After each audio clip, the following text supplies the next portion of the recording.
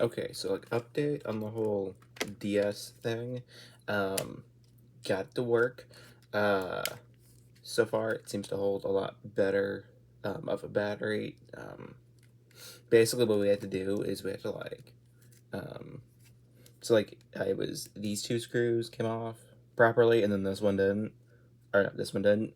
But luckily the battery's right here, so we were like able just to like kind of pull enough off to change the battery out.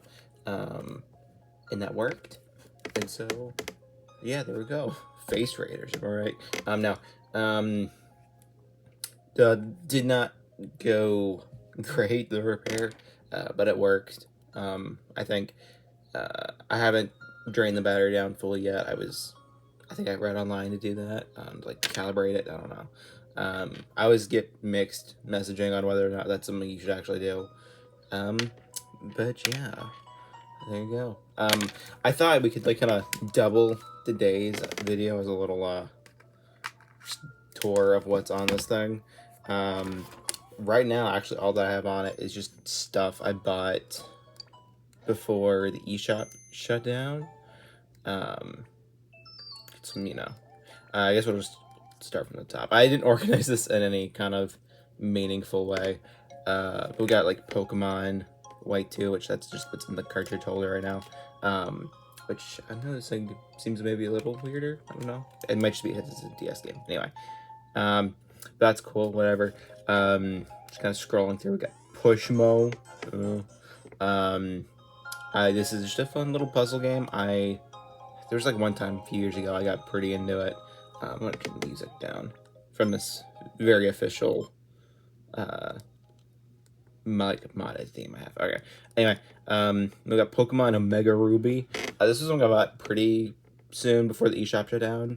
I didn't buy a ton before it shut down. I just kind of went with what I had because I felt like if I were to like panic buy a bunch of games on this thing, I wouldn't really have any like connection to them in the same way I have connections to all the stuff here.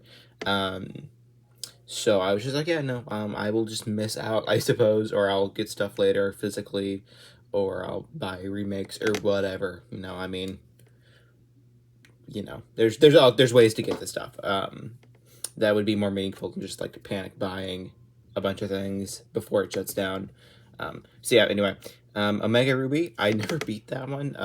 I got like to the 6th gym and just I want to say Ocarina of Time came out on Switch and I just got distracted. And yeah, I never came back. But I planned to. It's great. Really fun, really good. So yeah, we got Mario Land 2. I don't think I beat this on here. I don't think I beat it on Switch either. But hey, it's Mario Land. Shantae, another game I am kind of embarrassed we never beat. Because it's Shantae. It's kind of like, I don't know. I'll tell you this. There's 2 Shantae games on here, and I have every Shantae game on Switch, and I've beaten none of them. I boot them up, I'm like, this is cool, and then I just don't touch them again. Even though it's definitely a series I really respect. Pokemon Red, or no, I'm sorry, Blue. I forget when I bought this. This was pretty late. I've not really played this version at all. I've always played Yellow. But it's there. I think I just wanted to have a more traditional Gen 1 experience that I could buy for $10. So, I mean, plus there's also just the fact that that's probably a lot. I think there's probably going to be more mods for that version. So just from a longevity perspective, that gets me a lot further than Pokemon Yellow does. We got Kirby's Dream Land 2. I really like this game. I actually got a hankering for it pretty recently. It's pretty quick. Just, yeah, I don't know. It's a nice little Game Boy platformer. There's not a lot to it. It's just, it's kind of fun. Then we got the original Kirby's Dream Land. This thing is not organized, I should tell you. These are just kind of thrown places. But yeah, actually, I have a really massive soft spot for the first Kirby's Dream Land. I don't have a ton to say about it, but it's something I was booting up and playing through once every year or so.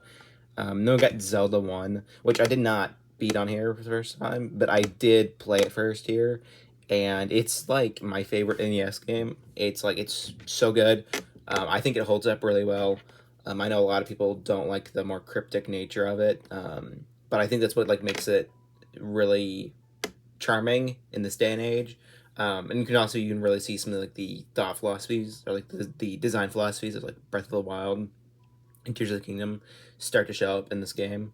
So yeah, I recommend check it out. However you can. Um, Pokemon Dream Radar.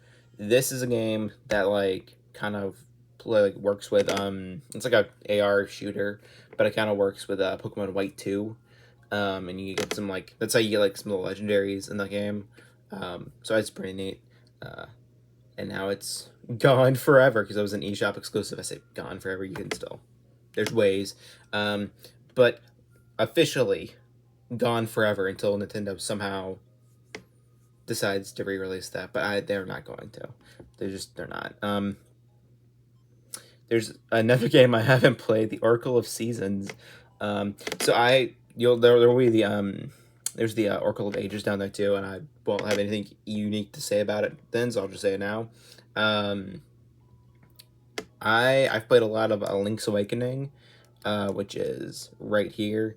I played this a lot. Still never beat it. I got to like the 6th dungeon and I just fell off. And I've always been like, oh, I need to play Link's Awakening before I play the Oracle games. And so on both 3DS and Switch, the Oracle games just sit because I've never really gotten back into Link's Awakening. But I'll probably do that soon. Right now I'm not really starting any games because I'm waiting. I don't want to like throw something on my plate and then Deltarune comes out a week later and then I'm just like, ugh. So anyway, there's that. There's this stupid piece of crap. Okay. I don't like this game that much, even though it's a perfectly fine game. It's very bland. I don't know. I personally think it is the worst of the like new Super Mario Bros. Games, because it's dumb and it's stupid. And if I were a video game YouTuber, this would be my one like arch nemesis game, because it's a waste of a game. And this is coming from someone who actually like really likes the first new Super Mario Brothers game. That was my first Mario game, so of course I love it. But this one sucks because there's really nothing else to it other than the fact that it is a completely serviceable Mario game. So meh. Now here's this one. This one's nice. This is Pokemon Yellow. And this was one of my first Pokemon games. Oddly enough, I'd played White 2 and I'd played Pokemon Sun before this. But so this was pretty early in my Pokemon career, which is nice because I played it when I was like 10, so it allowed me to actually have like some nostalgia for this era of Pokemon, despite it being like 15 years older than me. That's not true. That's not true. No. Like 10 years. Like exactly 10 years. But yeah, cool game. I didn't beat it until like last summer because I was like, no, I want to make sure I have like a complete save file, and I want to make sure I have like a team of Pokemon I can send up through like Pokemon Bank, to like the Switch games and like keep those. Just because like with the idea of like, oh hey, the eShops are shutting down, and the transporting features might not be around for too much longer. They still support them now, even though internet support isn't there, for like the official Nintendo servers to play games on. But you can still transfer Pokemon over the internet. So I was like, oh, I'll go ahead play through it then, and it was really nice. I love this game. This is one of my favorite Pokemon games, despite its simplicity and honestly, despite not being a great game in a lot of areas, but definitely still cool, and I definitely recommend playing this if you get the chance. Hopefully, no, like they decide to re-release it again sometime soon because it's frankly kind of bonkers that you can just like not sell a game as iconic as this and just like make people pay like $100 to get a used copy, even though I do have one. I don't. It was a gift. I don't know how much it cost, but I actually do have like a Game Boy copy of Pokemon Yellow. But I do prefer the eShop release, because it has like some extra content, some extra content unlocked. So it's, in my opinion, like the definitive kind of version. unless you want to pull out Pokemon Stadium on an N64 to unlock content. So anyway, enough talking about that. Here's another game I didn't beat. I don't really know why I fell off this one. I just did. It's good though. It's really nice. It's also kind of cool because you do see the Breath of the Wild kind of formula start to be like demoed here. So yeah, like that's cool. Plus, it looks nice. I don't know. It's kind of interesting that this was the first Zelda game to run at 60 FPS. I guess the first modern one. I'm pretty sure all of the like NES and Super Nintendo ones were 60 FPS because how were those gonna lag? So anyway, neat. And I should have played more of these before doing this video because I don't have a ton to say. Like what am I gonna say about Pinball Revenge of the Gator? I wanted a pinball game on here, and I think this was made by HAL Laboratories, and that made me interested. So I don't know. I've not played this. I have nothing to say. I was just like, let me get this. And I never played it, and I have it on Switch now, and I still haven't played it because that's another thing where it's like, oh, I want to play the first Shantae game, and then I just never really have the I don't know. There's so many games that I have accumulated through sales, and I just I have like the Steam library issue, but with this, so I do like the little animated icon though because it's like a DSi game, and those are like animated covers or animated icons. It's kind of weird that none of the 3DS games did, but the DSi ones did because it's older. So anyway, ew. Sonic Generations. Okay, so Sonic Generations on this thing is actually really cool. I am like this game's #1 defender because I think it's pretty alright. A lot of people were not fans of this release because this is like, I don't know, for people who are unaware of like Sonic and how like that junk works. Basically, for a long time, so from like say 2008, from like 2008 to like 2013, every time they would release like a Sonic game on like no, actually I take that back. They did this back on the Sega Genesis as well, like during that period. So just like for a long time with Sonic,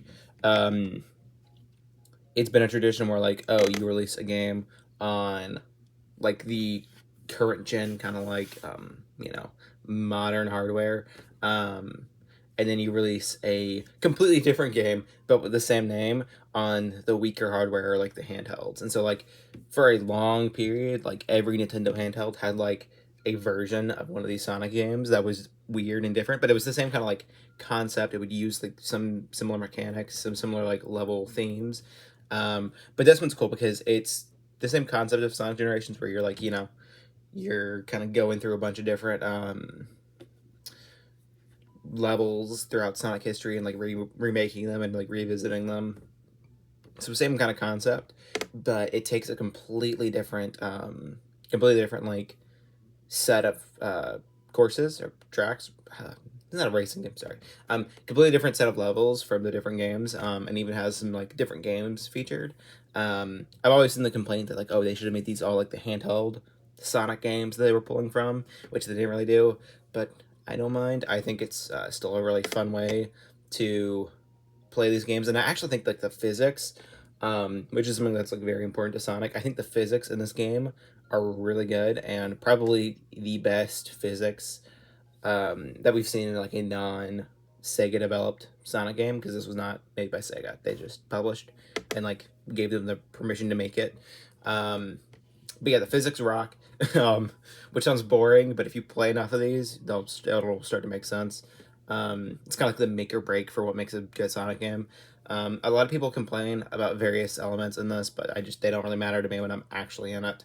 And now that I'm talking about it, I'm like, I should give this another run through. I remember it being smaller than the original, but yeah, I don't know. It's cool. And I didn't really play it, so I grew up like Sonic Generations, and I did not play this different game based on the concept. I didn't play the 3DS version until a few years ago. I bought it really late. It was like 2021. It was like 2021 around then. So anyway, it's cool.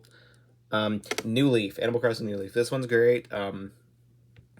I don't know. I've not played nearly as much of this as I would like, despite logging like 70 hours. I did not get that far in my town. Um, I stopped playing this one because I accidentally corrupted my SD card, and it wiped my save file. I don't remember what I did, but I was like fiddling with something, and I accidentally erased it all. But it's cool. It's really fun. Actually, I wish it's just my little, just me spitballing. I really wish someone would like make a mod for this game that like had all the new villagers from like New Horizons, um, because it'd be pretty easy. I think it'd be pretty easy. Like I think the hardest thing would just be like making like the renders for those villagers, um, but you wouldn't really have to do too much. I don't know. There might be some crazy reasons why like that's just like completely not feasible. I've never looked into New Leaf modding, um, but yeah, I think it'd be cool. And either way, I do plan on picking this up again someday. Um, but like Animal Crossing for me, it's like I have to really like be focused on a town or like on a save file, or else I just I don't know. It feels like a massive undertaking. So next we got Pokemon Crystal. I've been meaning to go back through this one. I've only played it like once, but it's a fantastic Pokemon game. I think far better than Yellow. Despite the fact that I think I prefer Yellow, like in terms of like it's like Yellow is like one of my favorites. But this one I think is far better. Just generally a more fully featured game, and I think just it's just oozing with charm. Um, it's like it's one of those games where just like the aesthetic of it just like makes you want to cry. Maybe that's just me, but like it's such just a like aesthetically pleasing game. It's got like just such a strong identity, and it's crazy to me because it's like this is like the second Pokemon generation, and it's crazy just how much of an artistic leap there is from the first games to the second set of games. Not saying the first games are like artistically void, because I think a lot of the charm comes from that simplicity, but there's so much going on in this game, and I highly recommend you give like any of the Gen 2 games a try. I've never played the remakes. I should do that, but it's expensive. Um, but yeah, so there's that. Already talked about that one. Metroid 2. I've dabbled in this one. I actually think it's really fun. I played it a little bit on both this and Switch. Um, and I'm a defender of like the old Metroid games. I find them really interesting. Like I know a lot of people would rather play like the remakes, but I almost like they're so different that I almost feel like they're different games at that point, because you're losing so much of what makes these so interesting, which was like what they pulled off on such limited hardware. Um, and I know like they're kind of cryptic and hard to get through without a guide, but I don't know. I think they're fun. I've never beat this one, but I have beat the first Metroid game, like the NES one. And I beat it like without a guide. I was like rewinding and crap, so I don't give me too much credit. Um, but yeah, I don't know. Metroid, it's cool. I really like how like there's a continuous like storyline between all these Metroid games, despite them being on like calculators basically. Like it's not very like technologically developed, but there's so much they do with these limitations. So yeah, I already talked about that one. This is just my apps folder. That's where I keep 3DS sound, this clock I bought, the Mi Plaza, whatever. Oh, look at all that. That definitely didn't come on this, but no. Yeah, it's where I keep all this junk. I don't really use a lot of the modded features too much. Occasionally I'll like install something from a QR code just to mess around with it. But I've had kind of bad luck getting a lot of the homebrew games running. I was trying to get like a Minecraft launcher running, and it just didn't work. For some reason I didn't have the energy to tinker around further. But yeah, Metro 3DS, it's cool. You got Mario, the Lost Levels. I never beat this on here. I did beat it. I beat it. I don't know. I was using save states and a guide, but I did beat it on the Switch, and it's pretty fun actually. I think it's very underrated and like overhated, because it's hard, but I think it's really like kind of fun to chip away at a really hard game like that. But I mean I haven't done the full experience. Yeah. There's Mario 1. I first played this on the system, but I recently did the whole game on Switch without any kind of like save states or anything. Like I just played it in the like original way you would have played it on like an NES, and that was really fun and really rewarding. And actually, I did that with Zelda 1 as well. And it's a really rewarding way to play these games. If you want to like actually get like, you know, 20 hours out of an NES game, that's how you do it. You just like, so anyway, it's cool. I recommend playing it like that. So yeah, there's Donkey Kong Land. I've played this too much. It's just like a Game Boy kind of Donkey Kong Country type game, but it's cool seeing what they did with such limited hardware. It's at times a little hard to see, but I still think it's like a plenty fun game. Um, Mario Land 1. This one kind of stinks, but it's in the same way with like Donkey Kong Land. It's charming to see what they pulled off on what literally just feels like a calculator. The physics are wonky, but I think it's enjoyable. You know, like a lot of these Game Boy games, they're enjoyable if you like go back with it in like if you're thinking like contextually, it's like what else you could have played on a handle at this time, and then you like really start to see the appeal.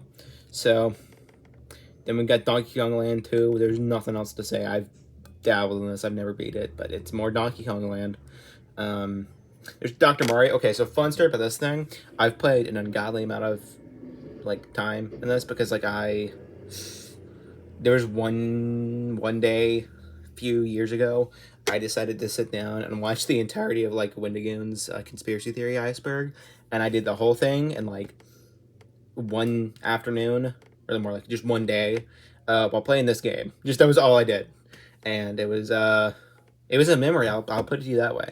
So other than that, it's Dr. Mario. I don't know what to say beyond that, but it's cool, and I think you should check it out. There's Donkey Kong 94. So this game's really neat. I'm actually playing it right now on Switch. I didn't really get into it on the 3DS. I think I just bought it to have it in case. And at the very least, it's an easier to rip copy. But it's really fun. So it's like a continuation of like the arcade Donkey Kong, which I don't think you really see much of today. But yeah, it's a continuation of like the original Donkey Kong game, and it's just like a buttload of levels in that style, and it's really neat, and really fun. Like they're good puzzles, and they don't take too long either, so it's really nice to have just portably. I think it's probably the benefit of having it on something like this versus the Switch is like this is way easier to just pocket and like play when you're like waiting in line for something. And then lastly, we got Pokemon Trading Card Game, which I've not really played at all. So, yeah, there's that. And yeah, I don't know. Thanks for watching. That was kind of just a ramble sesh, but I enjoyed it. So yeah, come back tomorrow. I'll have something else to talk about.